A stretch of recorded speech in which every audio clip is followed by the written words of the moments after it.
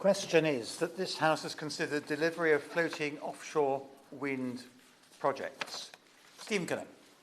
Well, thank you, Sir Christopher, and I congratulate the Right Honourable Member for Preseli Pembrokeshire once again for securing this vitally important debate. If the last 12 months have taught us anything, it is that if we are to better protect ourselves from rocketing energy costs, then as a country we must become more resilient and less exposed to fluctuating global energy prices. The good news is that the UK is well placed to do that. But we need a UK government that will grasp the nettle and realise our potential. Labour in government will turn the UK into a green growth superpower through our Green Prosperity Plan. By creating GB Energy, a new publicly owned clean energy generation company that will harness the power of the UK's sun, wind and waves. We will establish the UK as a clean energy superpower, delivering a zero-carbon electricity system by 2030 and guaranteeing long-term energy security. And it is only through a publicly owned company that we can ensure communities and people across the country feel the benefits of the power that is created on our own shores through cheaper bills, good local jobs, and putting money back into the public purse. To achieve clean power by 2030, we'll need to quadruple offshore wind. And floating offshore wind is going to be crucial in helping us achieve that goal. And the Celtic Sea is going to be a vital next step in that journey. The deployment of 24 gigawatts of floating offshore wind in the Celtic Sea presents a major opportunity to establish manufacturing and logistics support in South Wales. And Port Talbot is ideally placed to be the hub for this activity and a catalyst for the growth of flow in the region. Unlocking the Celtic Sea's potential requires ports that are capable of constructing foundation substructures, component storage and turbine integration, and continuous maintenance of those turbines. Port Talbot's deep-sea harbour, with the land around it fully available for development, makes it the only port with capacity to combine flow fabrication, assembly, staging and flotation. The harbour is sheltered from high winds by a natural bay, and the space, size and water depth means that it can easily accommodate the substructure construction for the largest turbines in sufficient quantity to meet long-term Celtic Sea demand. Port Talbot also has the key infrastructure to support this groundbreaking technology. We're centrally located and have excellent transport links, with easy access to the M4 and to the rail network. We also have our world-class steelworks and the existing manufacturing supply chains. They bring with them the vital workforce skills and labour pool, including port workers, heavy industry workers, and maintenance and servicing workers to support the quality manufacturing and assembly jobs that are essential for flow to become a reality. Local businesses are already in the existing manufacturing supply chains, are already interested and keen to bring their transferable skills to the table and be part of this new cutting-edge technology. Such is the scale of the Flow project that there is significant potential to attract new industries in the supply chain and to create thousands of skilled jobs and open up a world of opportunity for my Aberavon communities and well beyond. In short, Port Talbot has the capacity to deliver this scale of growth. It's a daunting project, but we have the basic infrastructure right there. It just needs to be mobilised. We have critical mass and established manufacturing base to make a success of this future industry. But it's not just Port Talbot that would benefit. The benefits would be felt right across South Wales and beyond. The Swansea Bay economy has the ability to both absorb the additional demand and to translate it into new economic activity.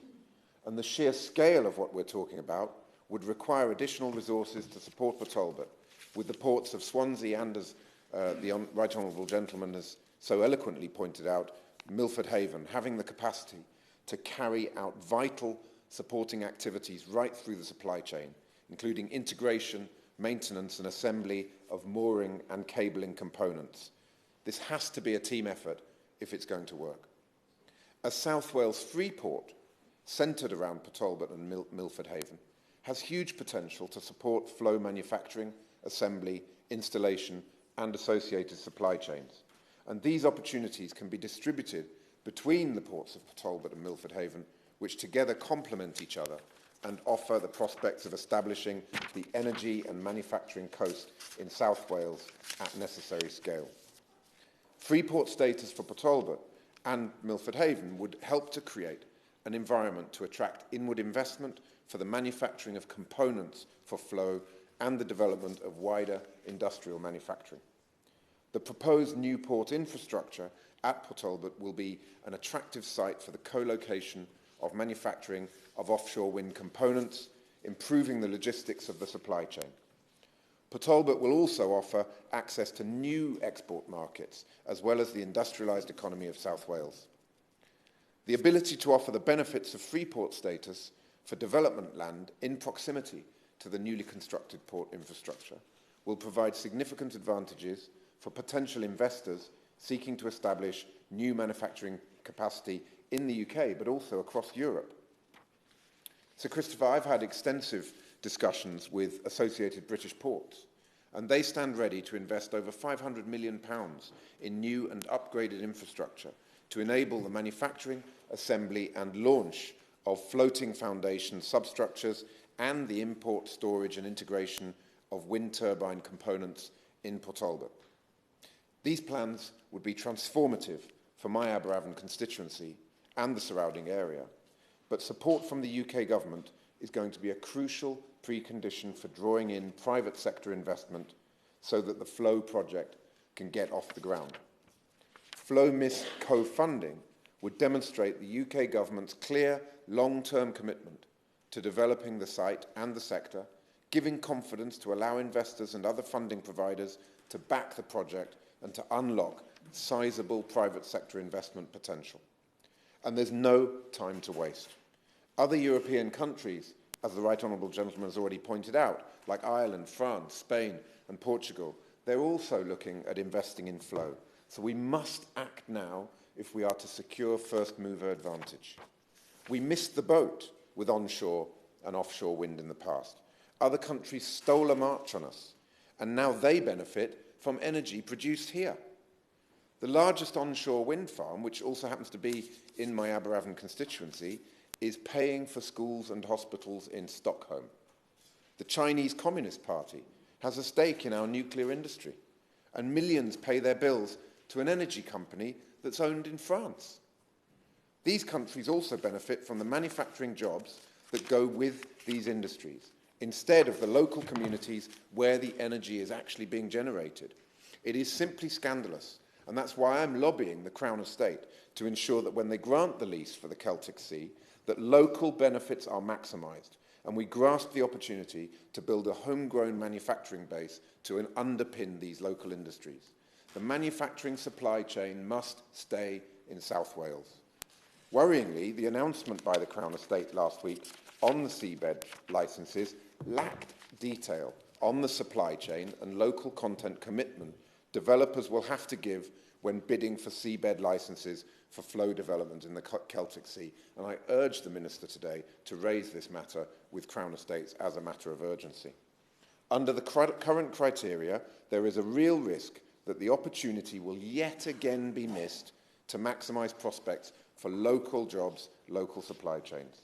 The Crown Estate must therefore provide more details on the local content commitment developers will have to give as part of the bidding process.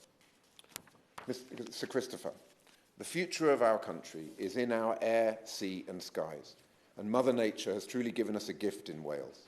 We were the cradle of the first industrial revolution, and now Wales can be the cradle of this green industrial revolution, with Port Talbot at the forefront. Investing in Port Talbot as the hub for this game-changing form of renewable energy would turn South Wales into a green power superpower in the generation of renewable energy. I therefore urge the UK government and all other key stakeholders to come together to ensure that we grasp this opportunity with both hands. Thank you. Before